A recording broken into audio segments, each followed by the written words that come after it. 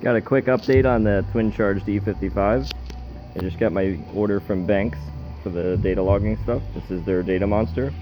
We've also got the different sensor modules with their kit so that we can log analog and thermals on the car. So we've got a pressure sensor for the engine oil pressure, two pressure sensors for intake between a turbo and supercharger, between the supercharger and the manifold.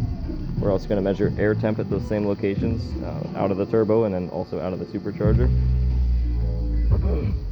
We're also, with their data monster, we're going to be able to log our EGTs for left and right bank, which are already hooked into the manifolds right out of the ports. We're going to be able to data log our wideband.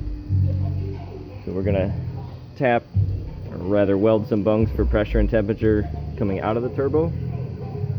We're also going to weld bungs into the manifold for pressure and temperature coming out of the supercharger, so that way we can see how hot the air is coming out of the turbo and also how hot the air is coming out of the supercharger. Try to figure out what we got going. We're also going to tap a pressure sensor right into here so we can see oil pressure right on the data logger as well. That'd be kind of nice to see just for reassurance.